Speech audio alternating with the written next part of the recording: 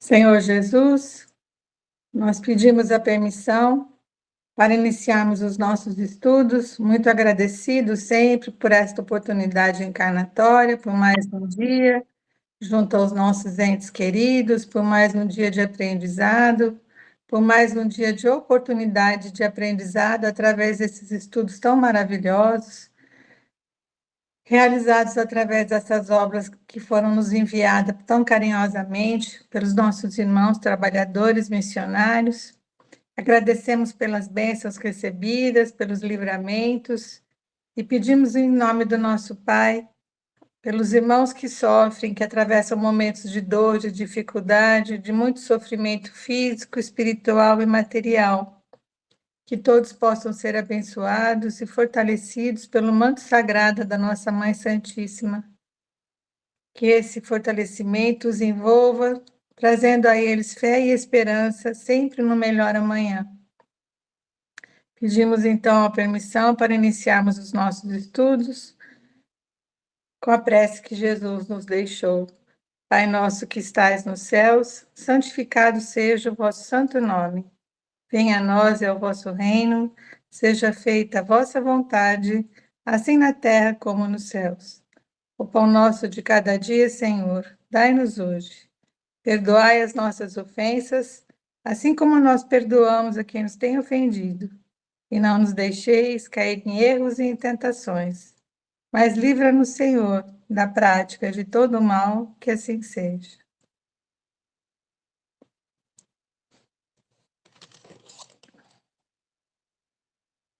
Oi, Ângela.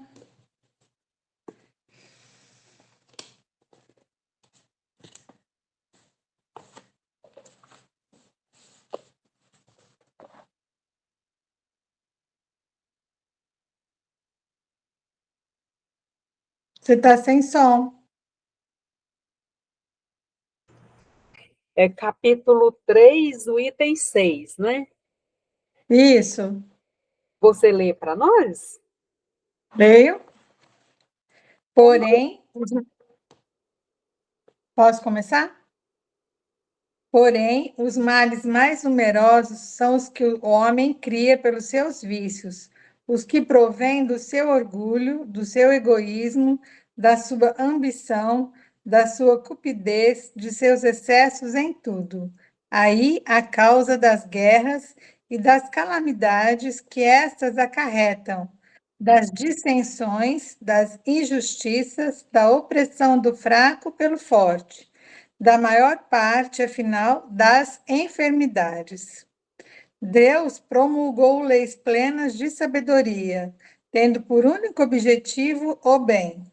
Em si mesmo encontra o homem tudo que lhe é necessário para cumpri-las. A consciência lhe traça a rota, a lei divina lhe está gravada no coração, e, ao demais, Deus lhe a lembra constantemente por intermédio de seus messias e profetas, e de todos os espíritos encarnados que trazem a missão de o esclarecer, moralizar e melhorar. E, nestes últimos tempos, pela multidão dos espíritos desencarnados que se manifestam em toda parte. Se o homem se conformasse rigorosamente com as leis divinas, não há duvidar de que se pouparia aos mais agudos males e viveria ditoso na terra. Se assim não procede, é por virtude do seu livre-arbítrio. Sofre, então, as consequências do seu proceder. Então, a gente sabe que dentro de cada pessoa vem aquela chama do caminho correto a seguir, né? Mas o Pai nos deu a escolha, porque é assim que a gente tem que aprender a discernir o que é correto e o que não é correto, qual o caminho a ser escolhido. E às vezes a gente realmente toma o caminho errado, optando pelo livre-arbítrio e causa a nós mesmos grandes sofrimentos, grandes males, né? Então, o dia que nós tivermos, assim, dentro de nós, realmente o propósito do trabalho no bem, seremos um planeta de regeneração, Até lá, teremos muitos males. E é importante que aqui, nesse sentido, a gente não pense só na relação com o outro, né, mas na relação com a gente mesmo. Porque como que a gente lida com essas questões aqui, né, que ele cita aqui no comecinho, ó, a questão dos vícios, do orgulho, do egoísmo, da ambição, né, da cupidez, os excessos que a gente comete. E é interessante porque, por exemplo, o André Luiz fala isso nas obras dele, a Joana de Ângeles também cita, e tem outros autores também cita, que são espíritas e não espíritas, que dizem a mesma coisa, né? Que, assim, traz essas comprovações de que quando a gente não dá conta, não consegue olhar para os nossos sentimentos, para as nossas emoções, não consegue viver a nossa vida em conformidade com as leis divinas, respeitando a nós e aos outros, a gente acaba adoecendo, né?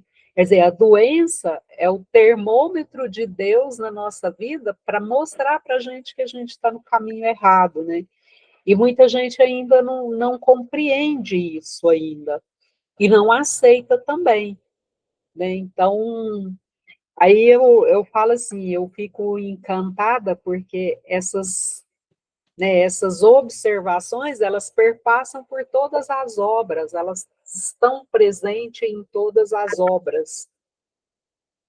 Em todos os lugares do mundo, né? Exatamente. Posso continuar? Pode continuar. Tudo bem, gente? Ninguém tem outra dúvida? Quer comentar? Pode continuar. Entretanto, Deus, todo bondade, pôs o remédio ao lado do mal, isto é, faz que do próprio mal saia o remédio. Um momento chega em que o excesso do mal moral se torna intolerável e impõe ao homem a necessidade de mudar de vida. Instruído pela experiência, ele se sente compelido a procurar no bem o remédio, sempre por efeito do seu livre-arbítrio. Quando toma o melhor caminho, é por sua vontade e porque reconheceu os inconvenientes do outro.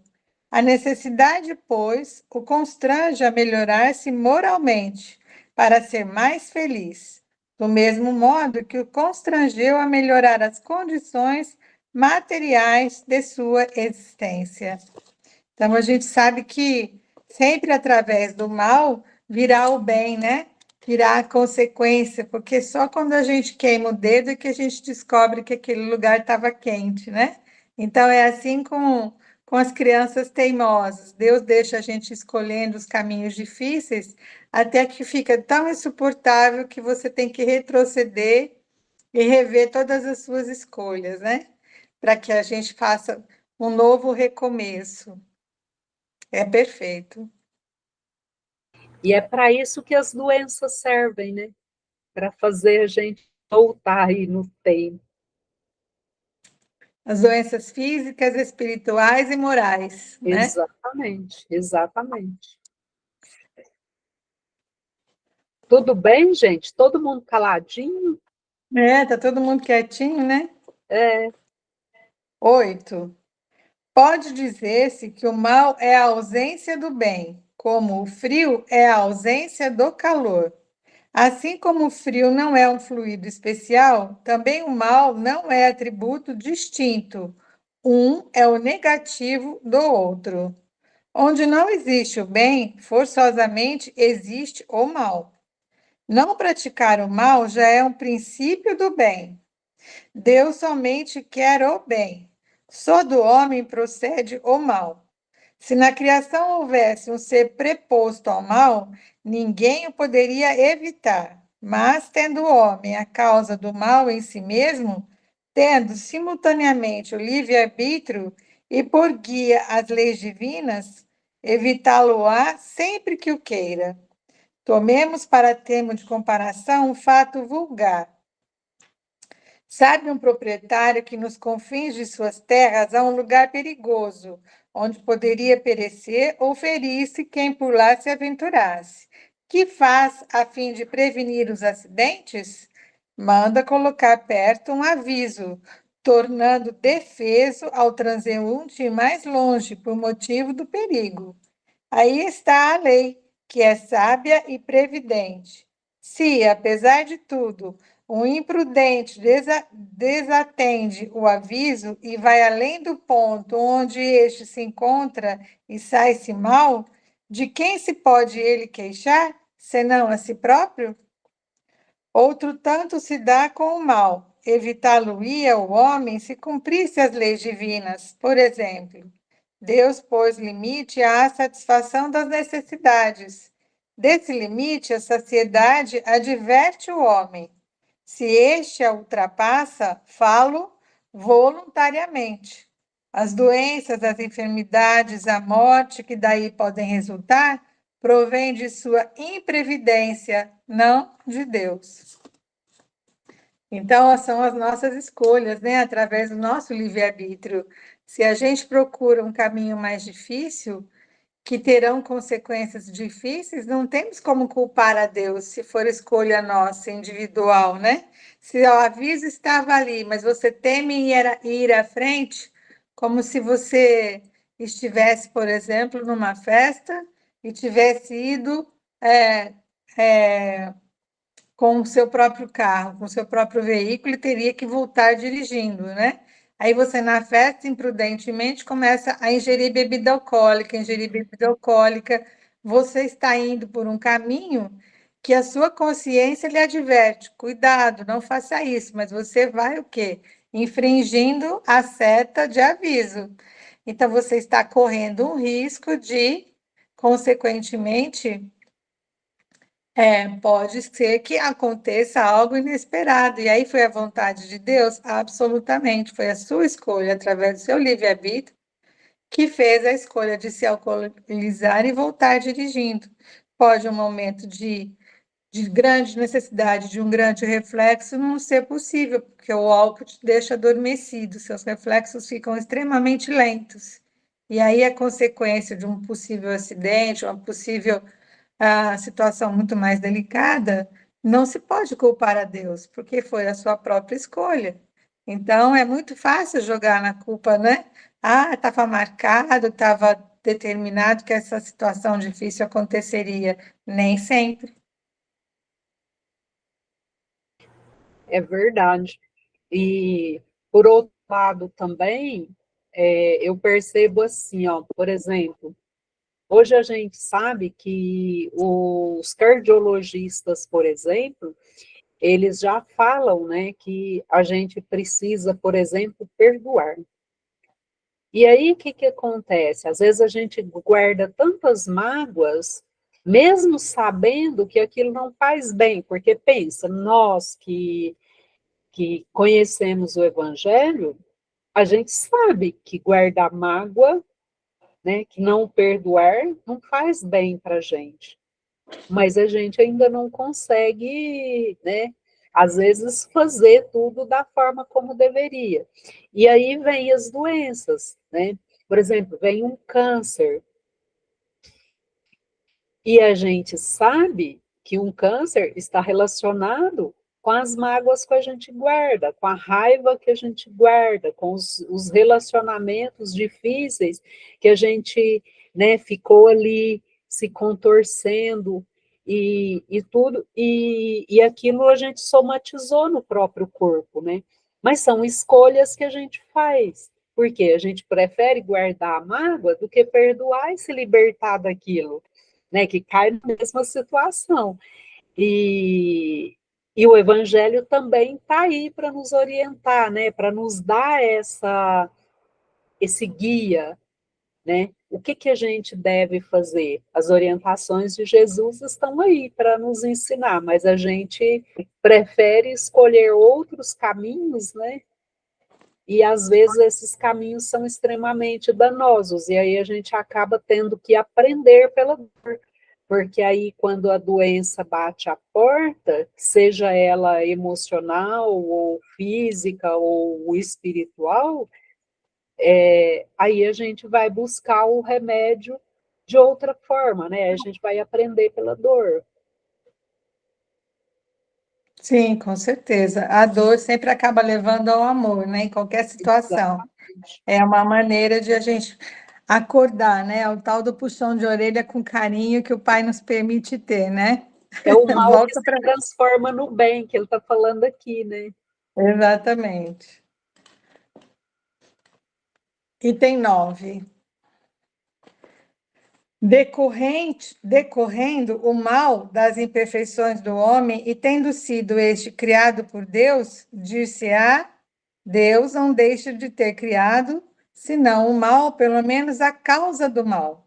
Se houvesse criado perfeito o homem, o mal não existiria. Se fora criado perfeito, o homem fatalmente perderia para o bem, penderia para o bem. Ora, em virtude do seu livre-arbítrio, ele não pende fatalmente nem para o bem, nem para o mal. Quis Deus que ele ficasse sujeito à lei do progresso e que o progresso resulte do seu trabalho, a fim de que lhe pertença o fruto deste, da mesma maneira que lhe cabe a responsabilidade do mal que por sua vontade pratique. A questão, pois, consiste em saber-se qual é, no homem, a origem de sua propensão para o mal. Vou ler a nota de rodapé, que está bem dentro aqui.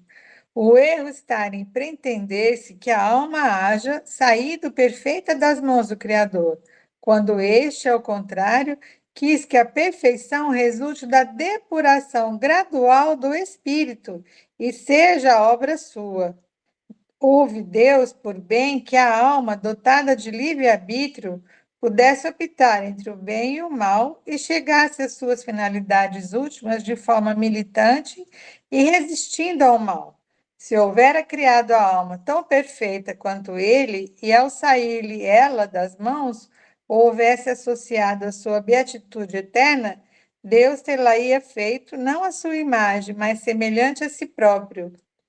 Então, ele está dizendo aqui que Deus não criou o homem perfeito, ele criou o homem simples e ignorante, que aquele gente já sabe que o homem, através do seu trabalho, das suas experiências, das suas escolhas, vai se lapidando até tornar-se perfeito, né? Até chegar à perfeição, tendo sempre essa lei maravilhosa, que é a lei do livre-arbítrio, totalmente respeitada pela luz, né? E, infelizmente, não respeitada pelas trevas, mas por isso Deus não criou os homens perfeitos, porque ele queria que os homens usassem do seu próprio livre-arbítrio para fazer o seu trabalho de merecimento e de crescimento, né? Sua própria lapidação.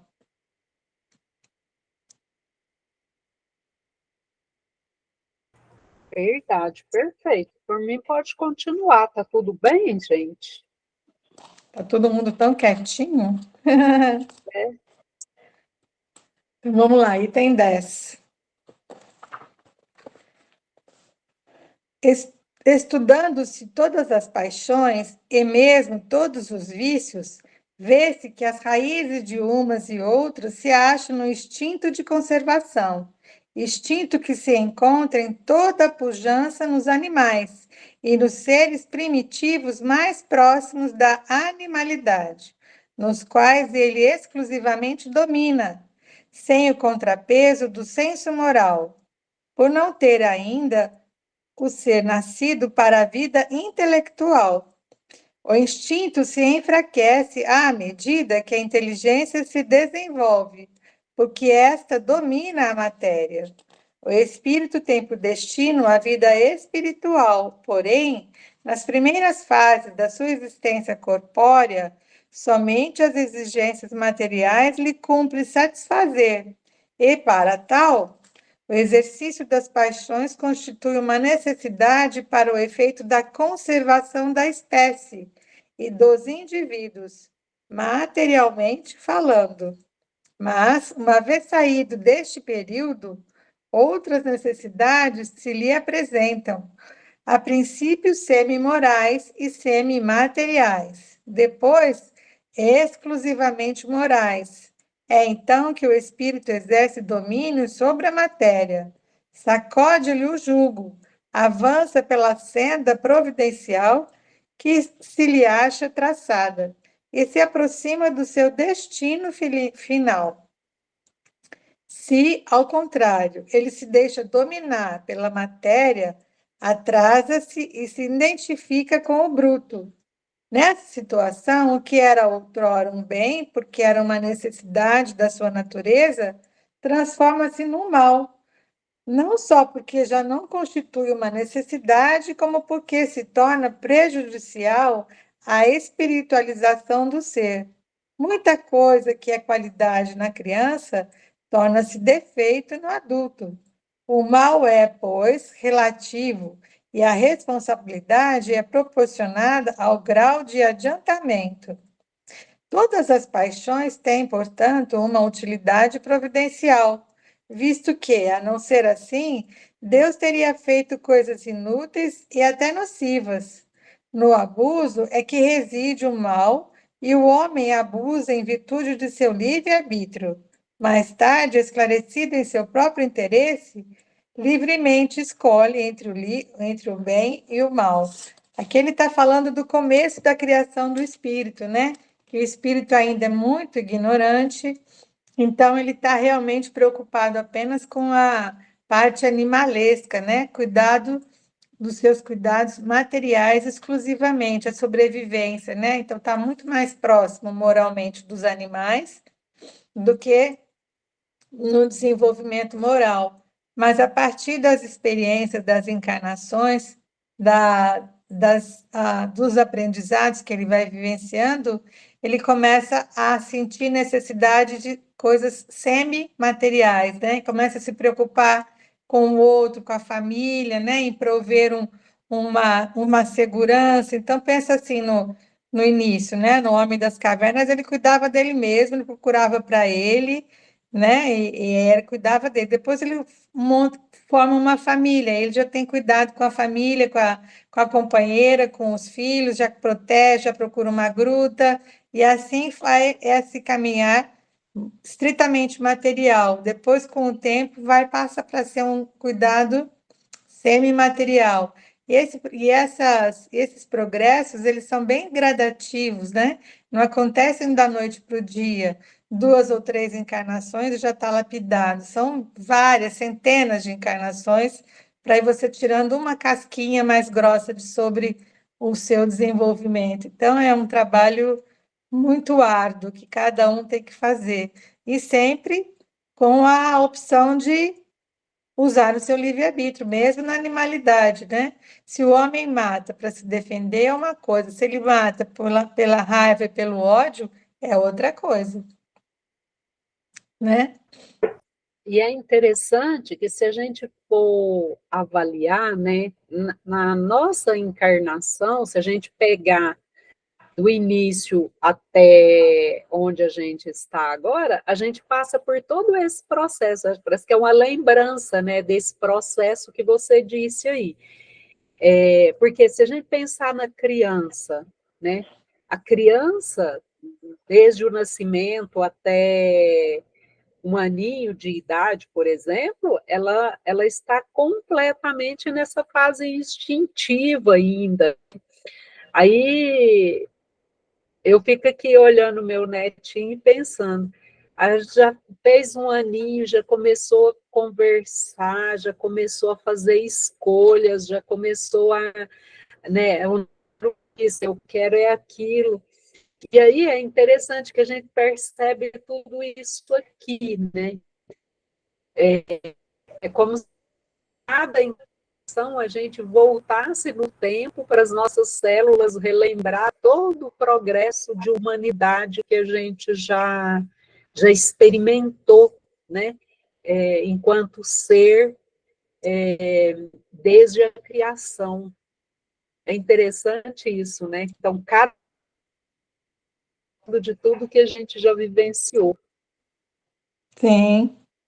Você falou aí do seu netinho, aqui há um exemplo, né, que ele fala que quando a criança tem determinados comportamentos, ele é aceito, mas se tiver o mesmo comportamento já na fase adulta, ele é repelido, né? Por exemplo, a criança é extremamente sincera, né? Extremamente sincera. E aí, Exatamente, se você se torna um adulto extremamente sincero, você é um adulto que é repelido pela sociedade, né? Então, olha como é exatamente. Mas diferente. e aí é a hora que a gente precisa de ir trabalhando essas questões, né, para ir já, como que fala, educando esse ser, né? E olha onde fica a responsabilidade dos pais, porque nessa fase é a fase que ele aceita ser auxiliado, né? Que ele aceita outras ideias, porque depois que fica adulto também, aí acabou. Aí é muito Acabou. difícil Exato. voltar e mudar de ideia. São poucos os adultos que buscam, né? Assim, a não ser aqueles que já estão preparados para buscar o autoconhecimento, que já têm essa consciência de que precisam modificar algumas coisas, né? Mas no processo natural da vida, a fase adulta é muito difícil de você modificar através da educação, né? A fase infantil é a fase mais fácil. Exatamente. Daí a responsabilidade dos educadores, né? Exatamente. É muito grande. Vamos para o item 11, então. O instinto e a inteligência. Qual a diferença entre o instinto e a inteligência? Onde acaba um e o outro começa? Será o instinto uma inteligência rudimentar ou será uma faculdade distinta, um atributo exclusivo da matéria?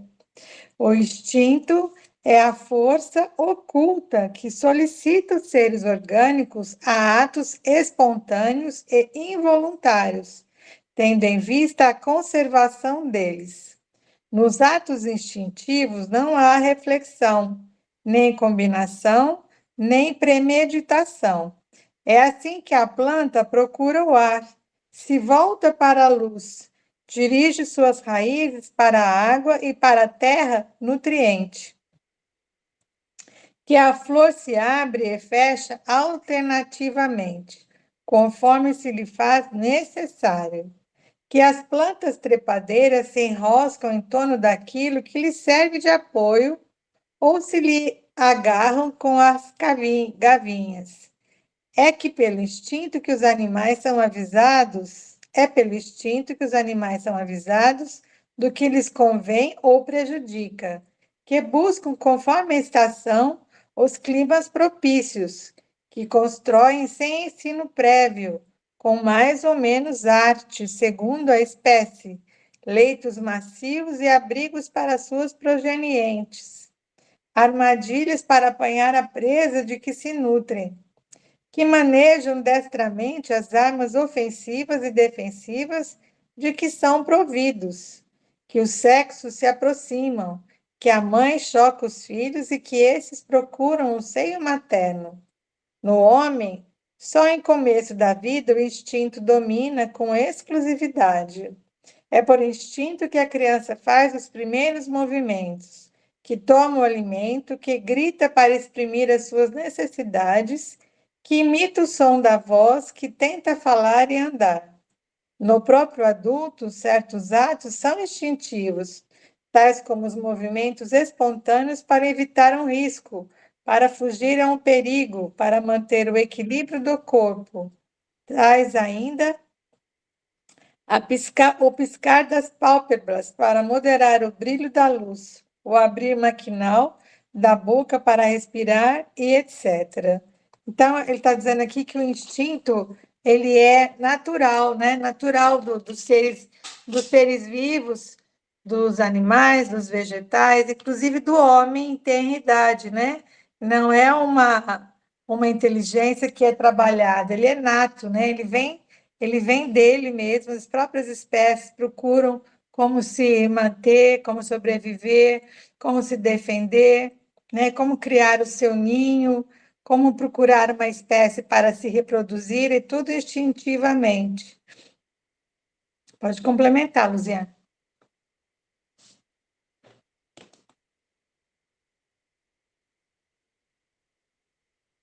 Luziana, caiu? Pode complementar. Você caiu. Tá, tá. Tá travando. Ah, tá. Melhorou? Tá travando. A internet aqui está muito ruim. A gente fica observando, por exemplo,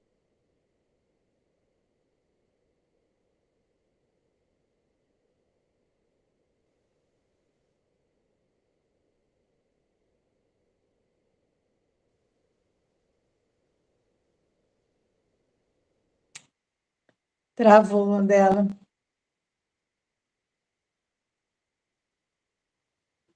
Eu estou ouvindo, viu? No estudo. Tá, legal. Voltou, Luziane. Ixi.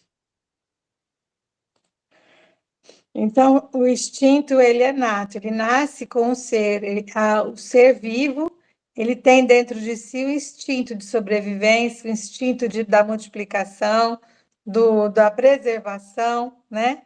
E isso ele deixou bem claro como é que funciona. O nosso corpo, ele reage instintivamente. Eu não controlo as batidas do meu coração, eu não controlo os movimentos da minha pálpebra, né? Eu não controlo a hora que eu sinto fome quando sou bebê, que choro, que preciso das necessidades. Eu não controlo a necessidade da comunicação. Então, isso tudo é instintivamente realizado. Enquanto ela volta, eu vou ler o próximo item. Depois, se ela quiser, ela volta para comentar.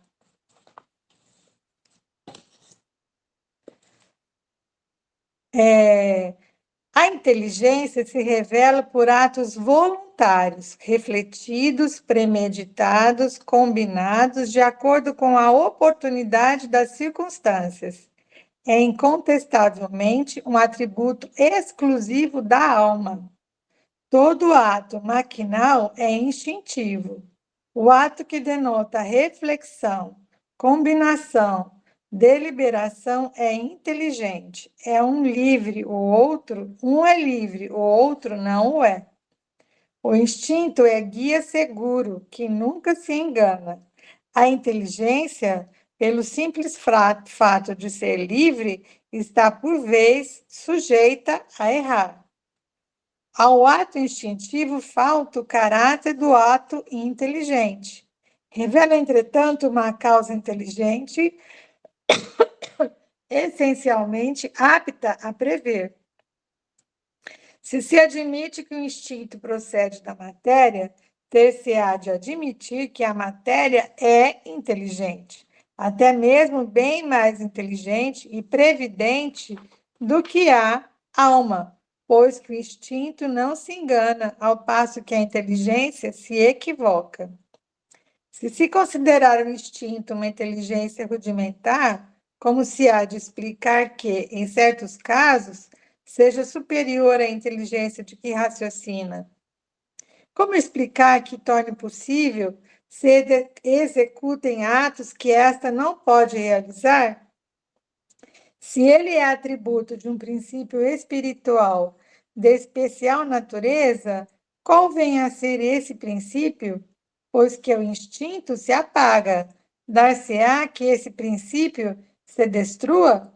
Se os animais são dotados apenas de instinto, não tem solução o destino deles e nenhuma compensação os seus sofrimentos, o que não estaria de acordo nem com a justiça, nem com a bondade de Deus. Então, vejam aqui a diferença entre instinto e inteligência. Só que o instinto, mesmo ele sendo mecânico, ele é profundamente inteligente. Então, não é uma reação só mecânica, né? É uma reação mecânica, com certeza, mas que tem nas suas profundezas muita inteligência, porque se, por exemplo, o animal não buscasse proteção, não buscasse a sua fêmea para a reprodução, a espécie se extinguiria, né? se o animal não fizesse a busca do alimento necessário para ele sobreviver instintivamente falando, ele passaria necessidade, fome e viria ao extermínio da sua raça. Então, o instinto, por mais que seja uma reação mecânica, ela é forrada de inteligência. E a inteligência, ela é uma opção que a gente pode segui-la usando as nossas tendências, o nosso livre-arbítrio, as nossas escolhas, né, para que a gente faça boas escolhas. E essa inteligência pode nos levar a excelentes oportunidades ou não, né? Ou pode nos colocar em situações muito conflitantes e que terão consequências sérias, porque é uma opção se usar a inteligência para o bem ou se usar a inteligência para o mal. Já o instinto, ele é revertido de uma inteligência sábia, né? Porque Deus criou os animais, nós mesmos, no início da nossa jornada, com este instinto inteligente, que faz com que as espécies sobrevivam e se desenvolvam. É bem interessante essa questão, né? A gente acha, instinto é uma coisa mecânica e não tem a mão de Deus ali. Muito pelo contrário, aí que tem mesmo a mão de Deus. Porque sem o instinto inteligente, as coisas não teriam a sequência que tem, né? A vida material, a vida animal, né? A vida vegetal, tudo isso é repleto de instinto inteligente. Muito interessante. Alguém quer comentar? Quer comentar, Ângela? A Luziana não conseguiu voltar, coitada, está dando problema lá.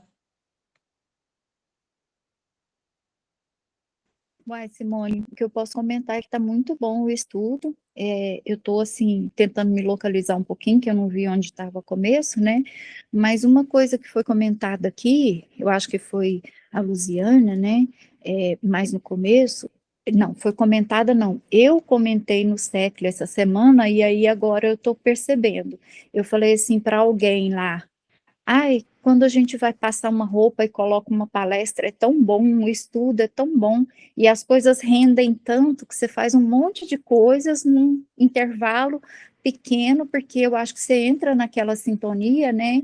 E o estudo está bem esclarecedor, então, assim, eu estou fazendo esse paralelo com o que eu mesma falei no começo da semana. Está muito bom. Parabéns para você e a Luziana. Legal. Então, aí a gente está vendo, nós estamos aqui no capítulo 3, Ângela, se você quiser procurar ali na Gênesis, nós estamos no capítulo 3. Vamos começar o item 13 agora, falando dos atributos, né, da inteligência e do atributo instinto. Capítulo 13. Simone, Oi, tá. Deixa eu só perguntar uma coisinha. Por deixa. exemplo, isso, o ser humano, né? A inteligência do ser humano, né? Até hoje, assim, a gente vê que ele cria muitas coisas, né? Isso, E ele está isso. embaixo aqui, e quando ele cria na intenção de fazer o bem, só que aquilo acaba sendo mal. Como que se explica? Ele também responde por isso? Mesmo a intenção dele tendo sido boa para aquela criação? Não, se a intenção dele é boa, ele criou, por exemplo, o Santos Dumont, a história do Santos Dumont é que ele se suicidou, porque ele criou o avião para que as pessoas pudessem se locomover a longas distâncias, né?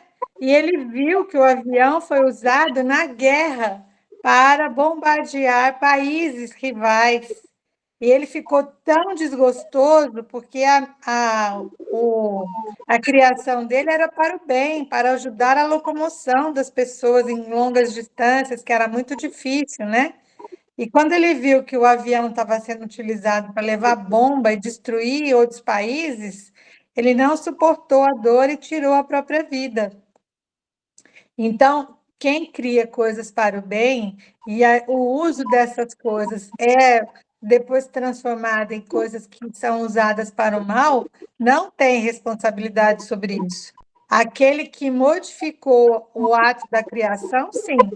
Que usou aquilo para um outro fim, sim. Aquele que criou, não. Mas no caso, esse mesmo caso seu aí, que você falou do Santos Dumont, ele suicidou-se. E aí? A gente sabe que a pessoa não tem o direito de tirar a própria vida. Sim, É uma mas coisa para tudo ele? tudo tem uma avaliação, né? Na espiritualidade, a gente sabe que o que é importante é a intenção, né? Ele tirou a vida dele de tamanho desgosto, de tamanha tristeza de ver alguma coisa que ele criou para o bem ser transformada no mal. Então, Entendi. ele se sentiu ferido, porque ele criou uma coisa que estava destruindo países, pessoas inocentes.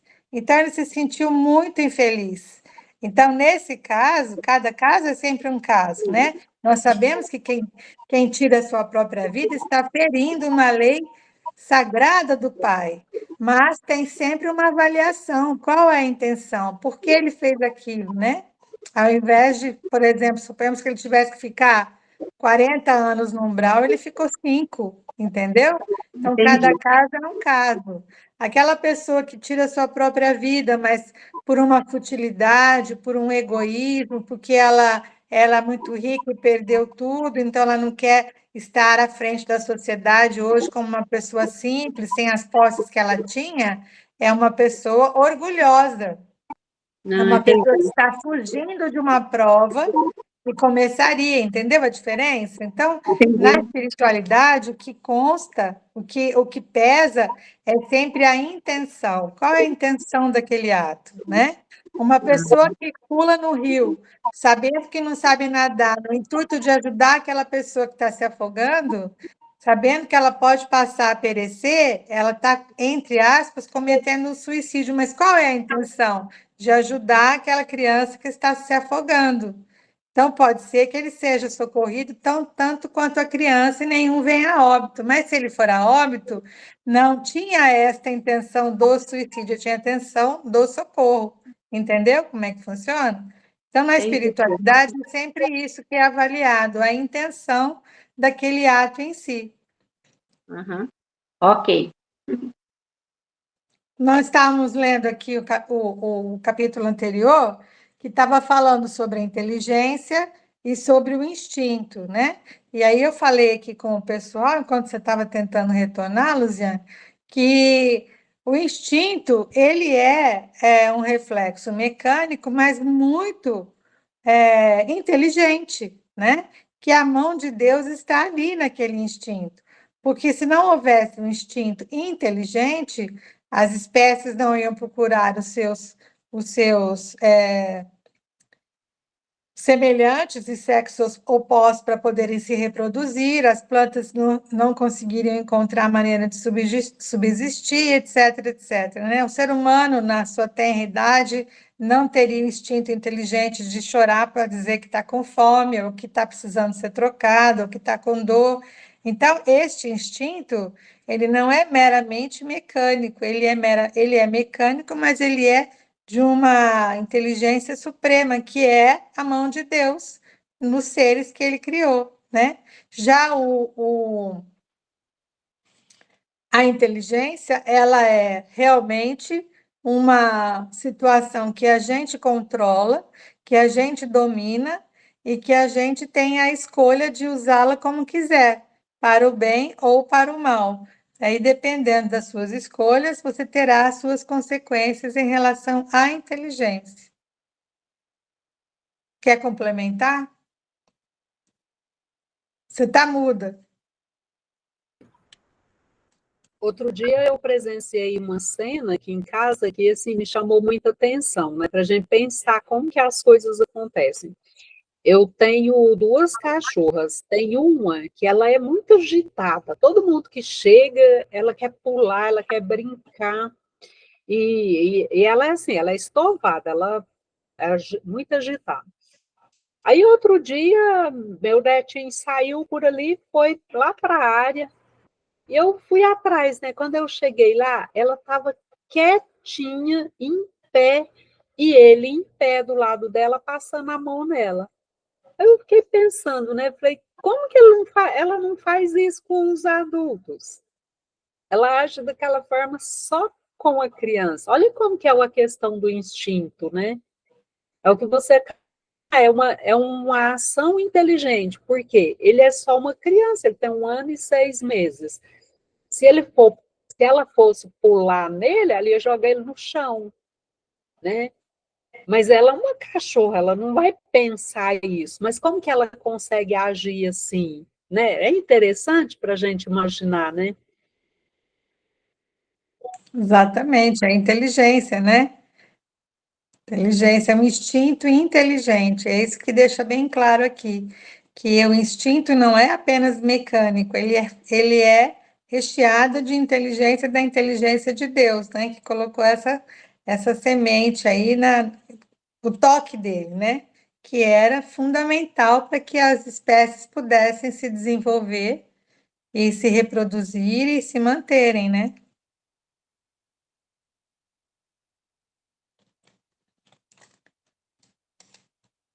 Vamos mais um pedacinho aqui. A gente vai entrar no item 14 agora.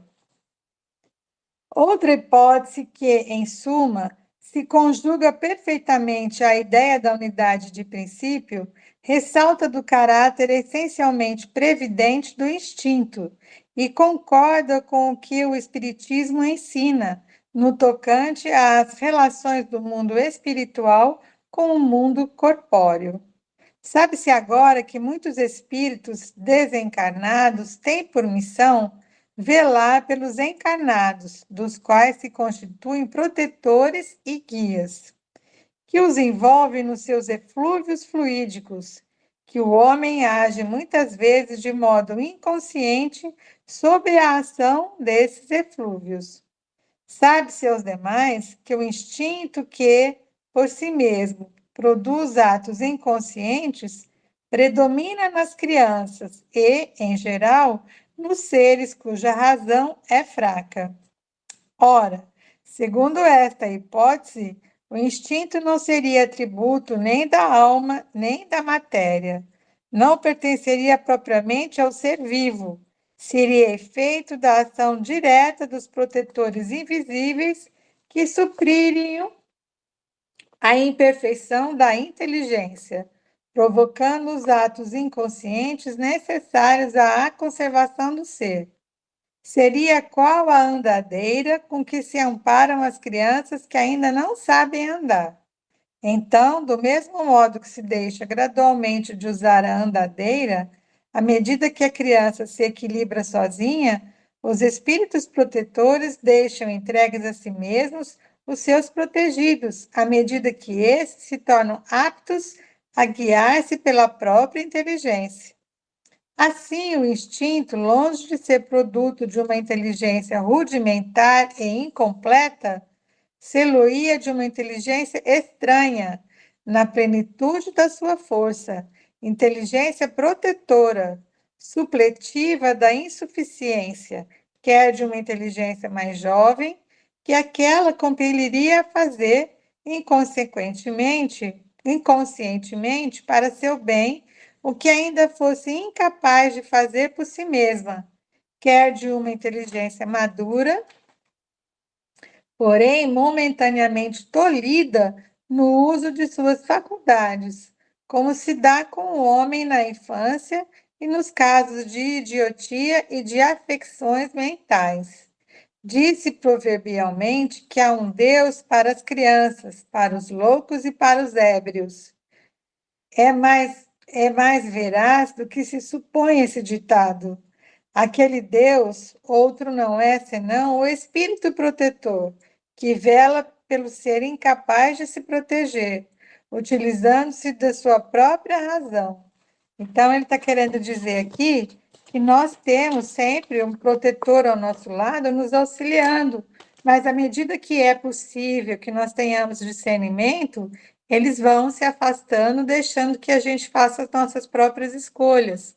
Mas aqueles que ainda têm muita dificuldade por sequelas, ou então que estão na infância, ou então que se encontram fora do seu controle emocional adequado, continuam sobre as asas de amigos espirituais que estão ali amparando e intuindo nas melhores ações. Isso não quer dizer que o livre-arbítrio tenha sido tolhido, né? Mesmo com boas intuições, mesmo com amparo, a gente pode escolher fazer o que quiser, né? Pode escolher não acatar aquelas intuições de amor, de amparo. Mas existe essa inteligência ao nosso lado que o Pai permite que nós tenhamos para que a gente tenha esse cuidado quando não estamos ainda totalmente prontos para fazermos as nossas escolhas com consciência.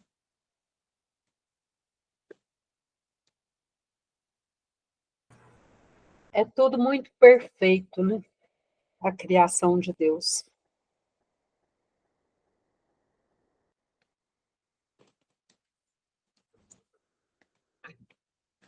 Você acha que Dá dá para para ler fazer mais? mais um? Falta A o. gente parou no 15. 15 é bem longo, acho que não Faltam dá não, 8 Luciane. minutos. Esse próximo é bem extenso. É, Acho eu acho que não dá não. alguma dúvida, gostaria de perguntar, de fazer algum comentário, e a gente aproveita os minutinhos finais aí. Aqui fala assim, é o instinto, longe de ser produto de uma inteligência rudimentar, né? Porque é instinto, então praticamente não tem inteligência. Então, longe disso, ó, assim o instinto, longe de ser um produto de inteligência rudimentar e incompleta, se-lo-ia de uma inteligência estranha, na plenitude de sua força, né? Plenitude de sua força se entende a mão de Deus ali. Inteligência protetora, supletiva da insuficiência, quer de uma inteligência mais jovem, que aquela compeliria a fazer, inconscientemente, para seu bem, o que ainda fosse incapaz de fazer por si mesma, quer de uma inteligência madura, porém momentaneamente tolhida no uso de suas faculdades. Então, por exemplo, o instinto da criança, né? Quando ela nasce, ela tem um instinto de procurar a sobrevivência, ela busca aquele movimento de sugar, né? O seio da mãe para tirar o leite materno, ou mesmo aquele movimento instintivo da sucção, quando ela é amamentada através de mamadeiras, por exemplo, né? O instinto de reclamar se alguma coisa está incomodando, se ela está sentindo alguma dor, né? Então, a criança em tenra idade, ela está ali sendo movida por instintos puramente inteligentes, né? Protetores. E aqueles que têm dificuldades e sequelas e alguma coisa assim, também tem esta proteção, essa força desses protetores ao lado, trazendo essa proteção intensa, redobrada, para que eles consigam a caminhada deles, mesmo com muitas limitações, mas nunca ultrapassando a questão do livre-arbítrio, né? Então, esse é um irmão que renasceu com uma debilidade mental muito grande, né? Tem um retardamento muito grave, muito sério, mas ele tem ali instintos de fazer o mal, de ser mal, porque em vivências anteriores ele era muito mal. O Divaldo conta um caso desse, apareceu para mim essa semana, inclusive, que ele teve um menininho lá na Mansão do Caminho, que chegou para ele, e ele tinha um instinto de matar. Então, ele chegou para o Divaldo e falou, eu vou matar aquela tia, porque lá no Divaldo, lá na Mansão do Caminho, são casas, 10 casas que tem, e aí tem uma mãe postiça que vive na casa o tempo todo, ela mora ali junto com as crianças.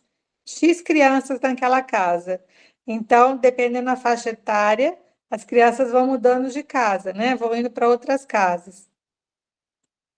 E aí ele chegou e falou para o Divaldo que ele ia matar aquela tia, porque ela botou o dedo na cara dele e ela não tinha esse direito. E era pequenininho, 6 anos.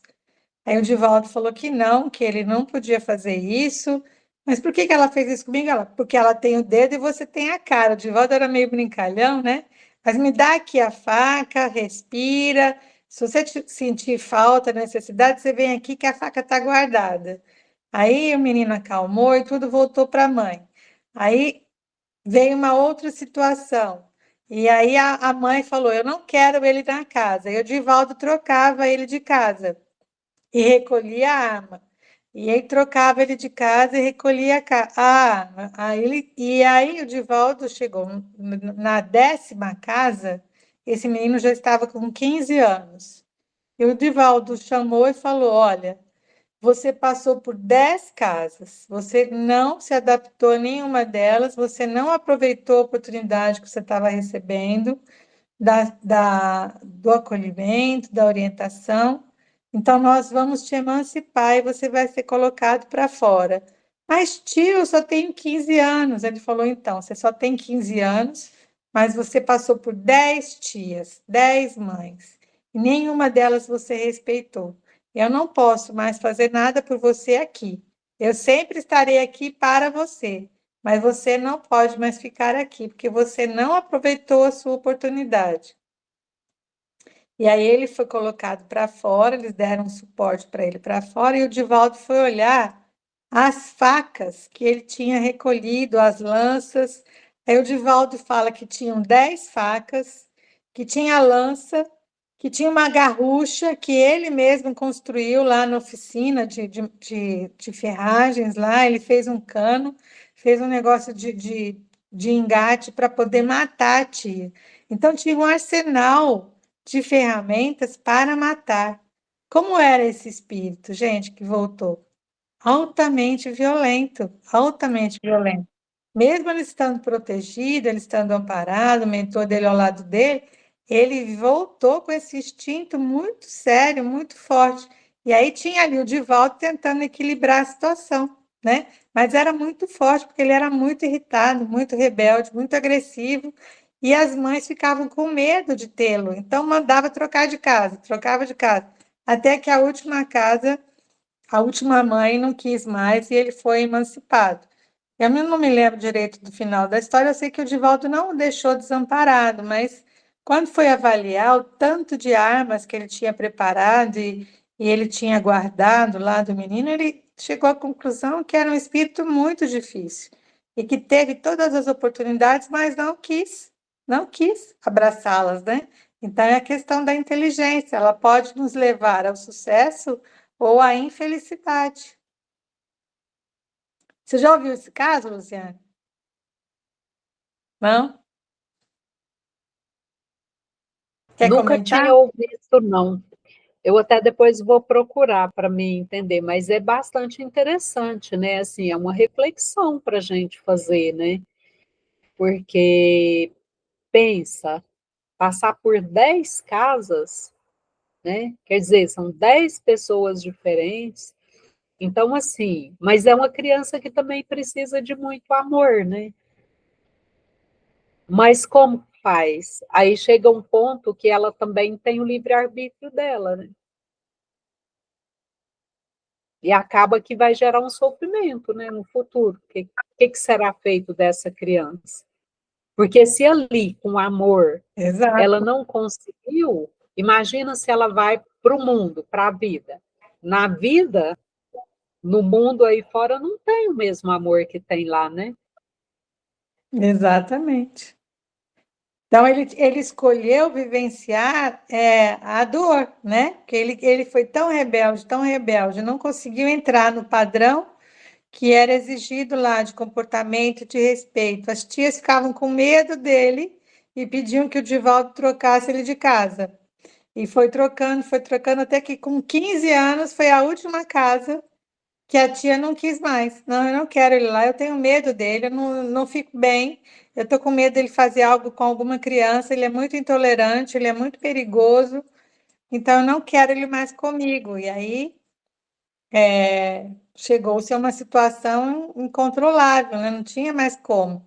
Então, você vê a escolha, né? Esse espírito teve toda a oportunidade, caiu dentro da mansão do caminho, amparado pelo Divaldo Franco, né? Olha o protetor dele, o trabalho que deu para ele, né? Porque botou ele lá dentro no ninho, o melhor aconchego que existia no planeta depois do Chico era o Divaldo. E mesmo assim ele não aproveitou a oportunidade, né? Então, o instinto dele, a inteligência que ele tinha, fez a arma lá, o Divaldo fala, ele conta que ele fez a arma lá na oficina, construiu a arma que podia disparar e matar a tia. Imagina a inteligência dele usada para uma situação que lhe traria consequências gravíssimas, né? Ah, a gente estourou o tempo.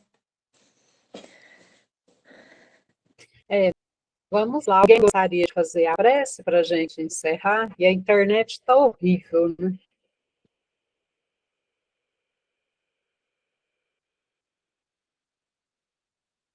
Ô, Alguém Ângela, faz a gostaria prece de fazer final. isso?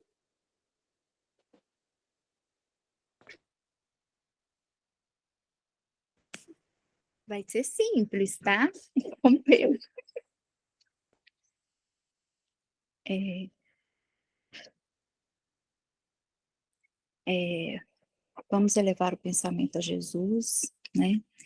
Nesse momento, agradecer a toda a equipe espiritual que fez parte conosco do estudo, de toda a preparação, de tudo que a gente sabe que se movimenta para que a gente tenha uma noite maravilhosa como a de hoje, com esse estudo que foi muito, muito esclarecedor, muito, muito abençoado. Eu agradeço a oportunidade de ter participado, o convite, e que em nossos lares vamos elevar o pensamento, nós possamos, né, os nossos familiares, os nossos amigos possam estar recebendo as bênçãos que cada um necessita para que a gente possa continuar a nossa caminhada aqui sobre a terra. E com a Ave Maria, eu peço a permissão para a espiritualidade para encerrar esse estudo da noite de hoje. Ave Maria, cheia de graça, Senhor é convosco. Bendita sois vós entre as mulheres, bendito é o fruto do vosso ventre, Jesus. Santa Maria, Mãe de Deus, rogai por nós, pecadores, agora e na hora da nossa morte. Amém.